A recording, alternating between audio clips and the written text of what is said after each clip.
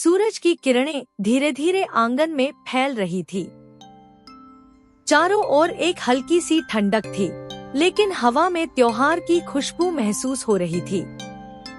हर तरफ रंगों की तैयारी थी। घरों की छतों पर गुब्बारे और रंग बिरंगी पतंगे लटक रही थी और लोग अपनी छोटी छोटी खुशियों में व्यस्त थे। साल भर की थकान को भूलकर लोग इस दिन को खास बनाने में जुट गए थे। बच्चे घर के आंगन में खेल रहे थे। लोग धीरे धीरे एक दूसरे के गालों पर रंग लगाने लगे। कोई हल्के नीले रंग में, कोई लाल और पीले रंग में। हर रंग का अपना महत्व था। लाल प्यार का, नीला शांति का, पीला खुशी का। बूढ़े और बड़े लोग भी पीछे नहीं रहे।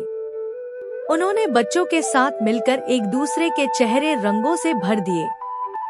लोग हंसी खुशी के साथ एक दूसरे को रंग लगाते हुए कह रहे थे, पिछले साल की सारी मुश्किलें खत्म हो गईं। अब नया साल खुशियों भरा होगा। बच्चे अब अपने दोस्तों के साथ खेल में व्यस्त थे। हर गली में होली की गूंज थी। लोग नाच रहे थे, गा रहे थे और रंगों के बीच अपनी खुशियों को साझा कर रहे थे। यह सिर्फ एक दिन नहीं था, यह आत्मा को खुश करने वाला त्योहार था। होली और होली दहन ने सभी को यह सिखाया कि जीवन में रंग केवल बाहरी नहीं होते, बल्कि दिल में भी होने चाहिए। बहुत समय पहले एक अत्यंत शक्तिशाली और अहंकारी राजा था। उसका नाम था हिरण्यकश्यप। उसका अहंकार इतना बड़ा था कि उसने खुद को भगवान से भी ऊपर मान लिया। उसने अपने राज्य में आदेश दिया कि कोई भी भगवान की पूजा न करे। लेकिन उसके बेटे प्रहलाद भगवान विष्णु का सच्चा भक्त था। प्रहलाद बचपन से ही भक्ति में लीन था। वह अपने पिता के क्रोध और धमकियों के बावजूद भगवान की भक्ति करता रहा। हिरण्यकश्यप ने सोचा, अगर मेरा बेटा भगवान की भक्ति कर सकता है, तो मैं उसे सबक सिखाऊंगा। उसने अपनी बहन होलिका से मदद मांगी। होलिका को एक वरदान प्राप्त था कि आग उसे कुछ नहीं भगा सकती।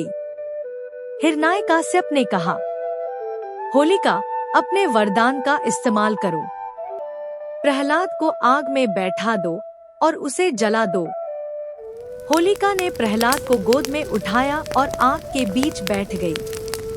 सब लोग डर के मारे चुप थे। जैसे ही आग जली, आश्चर्य हुआ। होलिका स्वयं जल गई, क्योंकि उसने भगवान के प्रति अहंकार और बुराई दिखाई थी। लेकिन प्रहलाद सुरक्षित बाहर आया, भगवान विष्णु की कृपा से। यहीं से जन्मी होली की परंपरा, होलिका दहन, जो बुराई पर अच्छाई की जीत का प्रतीक है। इस दिन लोग लकड़ियों के ढेर जलाते हैं और यह याद करते हैं कि सच्ची भक्ति और अच्छाई हमेशा विजयी होती है।